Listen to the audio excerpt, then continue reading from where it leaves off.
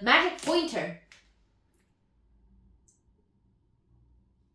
Let's start with today's 10 words, which are these 10, correction 11, because of the math cards.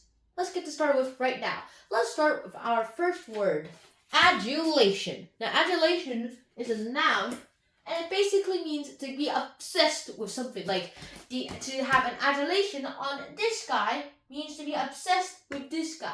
Or to have an adulation to, I don't know, Spider-Man means you're really, really, really obsessed with Spider-Man. Also, I have no idea why. Unless you're like a 6-year-old. So, you remember adulation? It's a synonym. It's also the same thing as worship. So, worshipping someone is like an adulation to God. That means you are obsessed with God, either that or you worship God in a nonsensical way. The antonym is unadmire, because admiring is basically what adulation means, and unadmire is the antonym of admire. Now, our second word is advocate. And advocate has been happening lots of times recently in real life news. Because advocate, as it means, it basically means protesting or like the support for something. So advocating, let's say, reading books means a bunch of librarians advocating for people to read books means a lot of librarians promoting the reading of books. Speaking of which, that's a synonym. It means promote. And so, what's the antonym? I actually had a hard time finding out the antonym of promote. And then I ended up using the antonym promote, which is discourage. And to discourage the practice of reading means to discourage people or get people to not read. Number 3, ascetic. This is our third word right here. And so, what does ascetic mean? It basically means artistic or visual now. Lots of people think the world is divided into pieces. One, people who are good at math and good at visualizing. The other people, good at English, also good at visualizing, but better at it. But math people are like, hey, I don't care. So I remember aesthetic with visual. And also good to like see it as artistic. So the antonym could be non-visual or unartistic or bland, in my opinion, to be honest. Number 4, affable. And affable basically means to make someone feel like agreeable to you. So like agreeable, like to make someone affable, to make yourself affable means like people will want to listen to you more. So you remember it with agreeable. Now affable, agreeable. An affable person is a great person to work with, especially if he or she is your parent, grandparent, or your brother or sister. If you have one, either that or a cousin. I have a cousin, so I'll go ahead and be that. And she's not that affable. So remember agreeable. And the antonym is disagreeable because, something's gotta be disagreeable to make agreeable people in the world. Number 5, affluence. Now, affluence is a noun that basically means the prosperity or having a lot of money. If you're Elon Musk, then you have an affluence. Also, it's not enough to pay off the U.S. debt. It's over billions and billions of dollars. What do you think? So you remember affluence with prosperity, because prosperity means lots and lots of money. And so you remember prosperity, which is a synonym, and the antonym is poverty. Lots of people in the world are still in poverty, and that's the number 1 goal of the Sustainable Development Goals. And I think it's unachievable by 2030, because that's coming in 6 years. But hey, if we extend it to 2040 or something, then maybe we're good. Our 6th word, alacrity, it's just 1 L here. Do not confuse it with 2 L's like I did. Alacrity, you remember, because it basically means to be eager to do something. Like an alacrity of learning basically means you want to learn that thing. Like an alacrity to eat stuff is his thing. An alacrity to make videos is my thing. An alacrity to parent is my mom's thing. Or also possibly my dad's. So remember alacrity with eagerness, because you have to be eager to You have to be eager to actually do all these things, but since eager is an adjective, we're going to put a ness because it's the noun version of the adjective eager. So the antonym would be the other antonym of eagerness, which is uneagerness. And I'm kind of uneager sometimes because I'm uneager to like bungee jump because I am terrified of heights, as lots of you will know.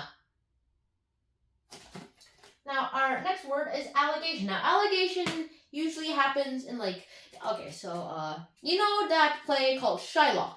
Like with the play in Shylock, right? The Merchant of Venice? Well, it's sort of an allegation in the beginning until, like, every claim starts with an allegation until you put in more evidence. So technically, Shylock didn't do an allegation, but then afterwards he kind of did because he forgot the law.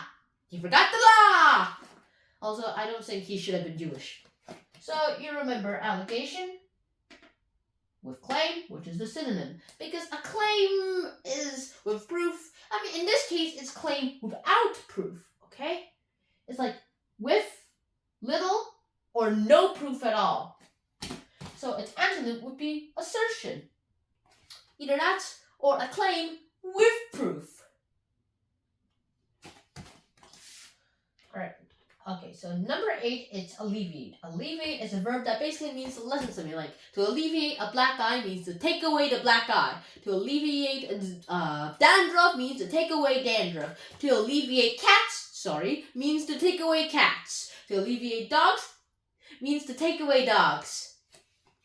So remember alleviate because it's a synonym of lessen. Because lessening something means to take something away. I mean, I would like to lessen my eyesight problem because I can barely see anything without these glasses. I take these for granted, but not a lot of people have these and they need them. So you remember lessen, which is a synonym, and now the antonym is add more because I couldn't find a word for lessen in the more version. Morning! That's the morning, not more-ing. And yeah, that's not a word. Yet! So remember, add more as the antonym. To add more a black eye, no thank you. Number 9, elude. A verb that basically means to go ahead and hint at something. Like to elude during a test is illegal because that's cheating on a test. Either that or summative. So remember, elude, which is a verb, with the synonym hint. And the antonym basically means to disillude or to leave clueless. Number 10, it's a noun called altruism. Now, I feel like we did this in the SAT with vocabulary cartoons, but I'm not sure, so I'll just say it again. Altruism. Altruism is a noun that basically means to be like goodness or to like have a goodwill or something. Usually it's selfless acts. Like, he has a lot of affluence, like he used it in the name of altruism and goodwill to give it to charity, especially the new Techno Dad's charity. Rest in peace, Technoblade. So remember goodwill, which is the synonym, and badwill, which is the antonym. I feel like there should be 2 words, but for some reason the cards say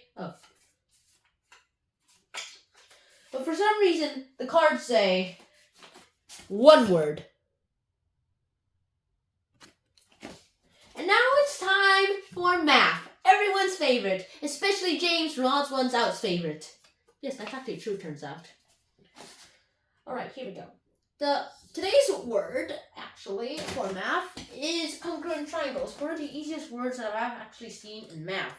So I'll pocket these and explain to you what congruent triangles are. Now, what are congruent triangles? These are basically 2 or more triangles that have the same angles, the same corresponding angles, and they also have to have the same measure, as well as the same corresponding size, the same lengths. Also, it has to be corresponding. Like this one with the blue angle and the red angle has to be the same length. The line with the blue angle and the black angle has to have the same measure. And I can explain to you what measure is, because that's a pippy paper, as my science teacher would say. And the congruent triangle, this one with the lines, the black and the red angle ones, and the black and red angle ones, has to be the same measure too. Now, two triangles to be congruent triangles, all three of its corresponding angles have to be the same measure, and also, it can't be or, it has to be also the same corresponding three sides.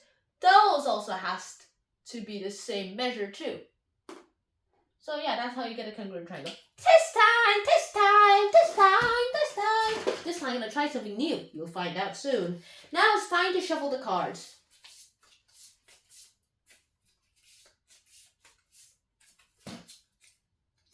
Sorry.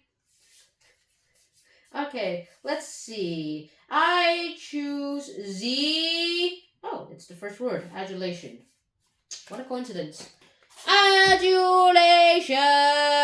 Now, let me use this in a sentence. Do you have an adulation of my pet cat Claude? Okay, that's really confusing. It's the means to worship him as if he's a god. So, bye-bye. Missed! I missed! Alright, the second word is congruent triangles. Math! My favorite! Literature is my weak spot. So, congruent triangles. Oh. I see, you have to learn congruent triangles to ace at least grade 3 math. Or is it grade 4? Depends on where you're from. 3, 2, 1, I missed! Alleviate. It's a verb, and it turns out it's the 8th word. Okay. To alleviate my black eye, to alleviate my suffering means to make my life happier. It means to make my life happier. 3, 2, 1. Okay, I'm gonna try it here. 3, 2, 1. It didn't even hit it. Next word, affluence. It's a noun, and it itself.